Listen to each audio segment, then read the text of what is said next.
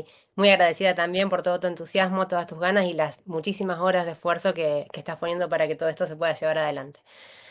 Voy a contar unos casos donde la ecografía fue clave para el diagnóstico, para el seguimiento y para mejorar el pronóstico de los pacientes. Van a ser casos cortitos que un poco resumen lo revolucionaria que es esta técnica y cómo nos ayuda en la práctica habitual. Creo que es una clave muchas veces. Les voy a mostrar casos tanto de patología inflamatoria como tumoral, infecciosa y alguna miscelánea. No irá en orden, así no hay spoiler de los resultados y de qué estamos hablando. Y van a ver que la ecografía, estos son algunos ejemplos, pero les aseguro que yo, cada consulta monográfica de ecografía que hago, no sé, a lo mejor 15, 20 ecografías en una mañana, siempre hay 2 o 3 casos donde sin la ecografía no hubiese sido lo mismo. Empezamos con este caso de un varón de 29 años que venía con estos nódulos en las piernas, que bueno, algunos se ve muy claro, como el que está redondeado, y otros lo tengo que marcar con flechas porque realmente tampoco eran tan evidentes. Ese es un plano de la foto donde realmente se veía un poco mejor, pero a simple vista era muy difícil y palpando también. Y este paciente ya había consultado en un montón de lugares y le habían hecho un montón de pruebas, entre las que destaco una resonancia magnética y biopsia de piel, con lo que implica hacer una biopsia de piel, ¿no? Que eran normales. Y lo enviaban a nuestro hospital para ver si podíamos hacer un diagnóstico de qué le estaba pasando.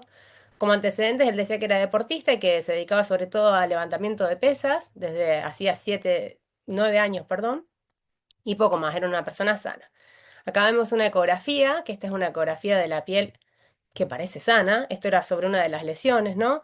Y vemos que se ve la epidermis, la dermis, la fascia muscular, que es esta línea gruesa, blanca, que se ve como a medio centímetro de la superficie.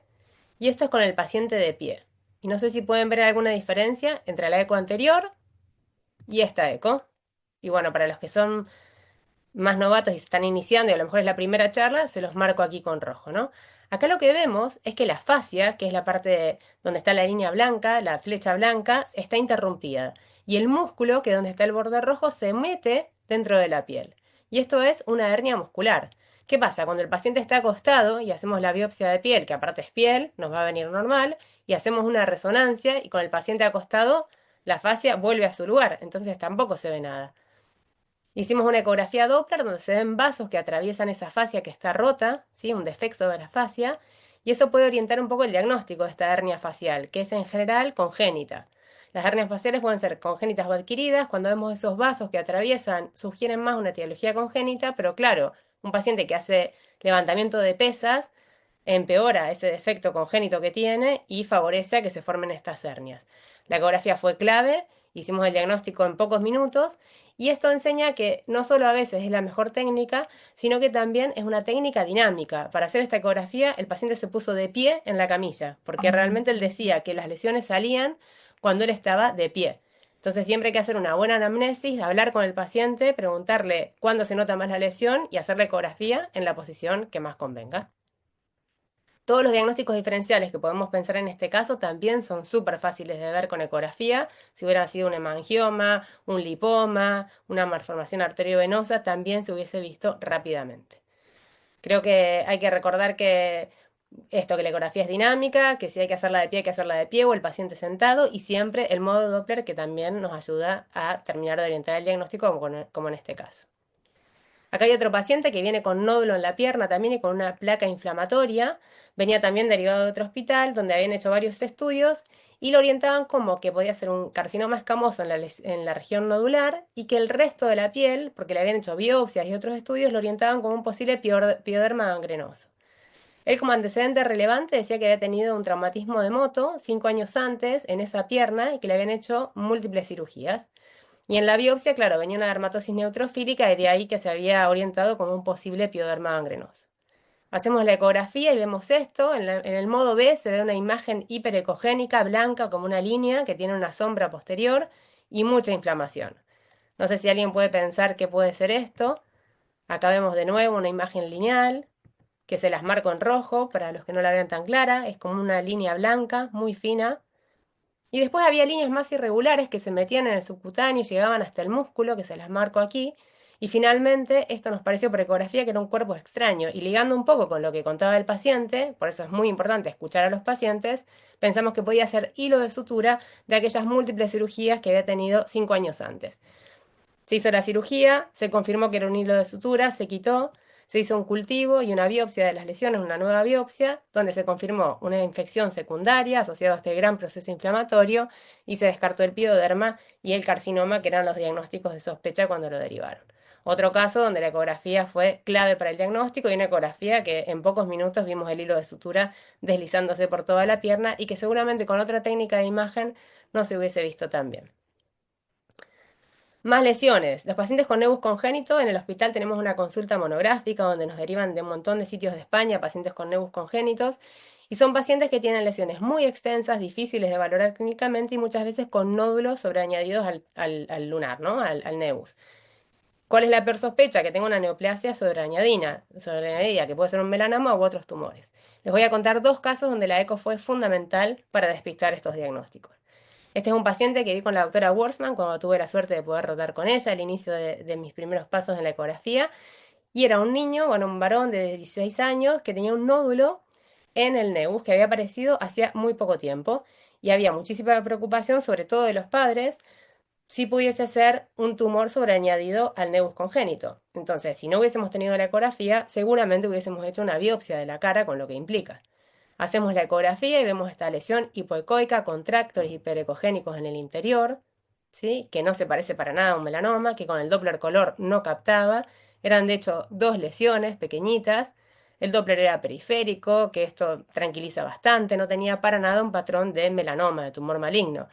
Y como estaba en la cara, que es una zona donde hay pelos, esto se parece mucho a una lesión de hidradenitis. Esta es una lesión de hidradenitis supurativa, una lesión benigna. Entonces, esto se diagnosticó como una foliculitis de la cara, se confirmó con la ecografía, se hizo un seguimiento clínico ecográfico y el paciente evolucionó súper bien, sin necesidad de biopsias y tranquilizando a los padres y al paciente en la primera visita. Acá tienen la imagen de una hidradenitis a la derecha y de este paciente que teníamos con la lesión inflamatoria sobre el nebus congénito en la cara.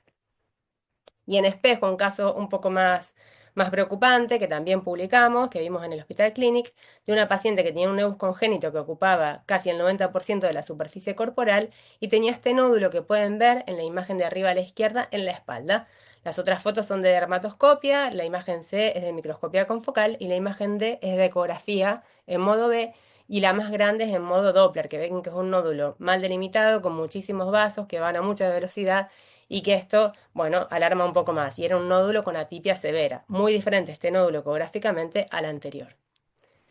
Seguimos con pacientes con sospechas de síndromes que no se confirman y que la ecografía nos da la luz, ¿no? Al diagnóstico. Un paciente que derivaban también de otro hospital con una sospecha de un cuadro autoinflamatorio, un varón que tenía nódulos en la cara e inflamación frecuente desde hacía varios años. Le habían diagnosticado una gamopatía monoclonal, tenía artritis y con todos estos datos y estudios que habían hecho, lo derivaban para que valoremos si nos parecía un cuadro autoinflamatorio, tratarlo con anakinra. Hicimos una ecografía, entre otras múltiples técnicas de imagen y de laboratorio, y la ecografía fue la clave. Porque ¿qué vimos? Vimos esta imagen que algunos deben conocer, que se llama en tormenta de nieve, que es lo que ven a la derecha, que se ve una sombra posterior con mucho Doppler. Esto es típico de los depósitos de silicona, ¿sí? Se confirmó y se habló con el paciente y él hacía como 20 años había realizado un tratamiento en una peluquería. Acá pueden ver la eco sana y los depósitos de silicona. Y lo mismo, una paciente que se sospechaba un angioedema por enalapril, le habían suspendido en el enalapril porque tenía este edema de labios y le habían dado prednisona. Y cuando hicimos la eco, esta es la eco de un labio normal, que pueden ver que se ve el músculo orbicular como una zona hipoecoica, ¿sí? En la ecografía, que es como una C, donde dice OM. ¿Y qué vimos nosotros? La tormenta de nieve. En el labio superior, inferior y en toda la piel perilabial se veía este depósito extenso de silicona. Acá vemos de nuevo el labio sano para que compare.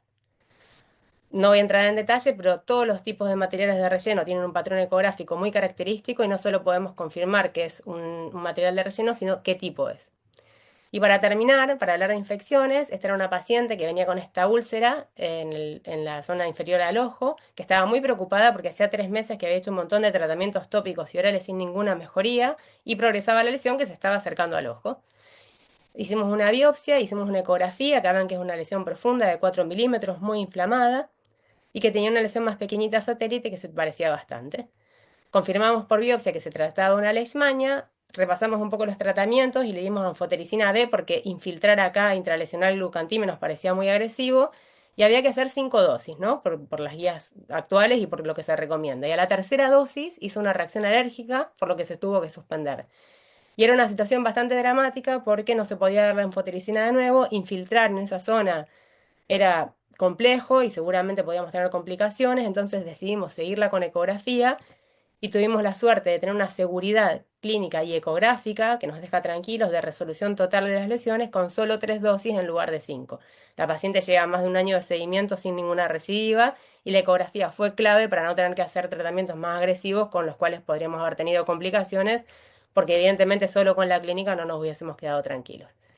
Y también decirles que en pacientes, por ejemplo, como esporotricosis, como este caso, lesiones que parecen 2 o 3, hacemos ecografía y vemos que son más de 5, ¿no? Y encima, si ponemos Doppler, como vemos abajo, vemos que están muy inflamadas. Y entonces nos puede cambiar para bien, como en el caso de nuestra paciente, ver que no hay nada con ecografía y suspender el tratamiento antes y quedarnos tranquilos, o para mal, como en este último caso que les mostré, donde parecían 3 lesiones y eran muchísimas más.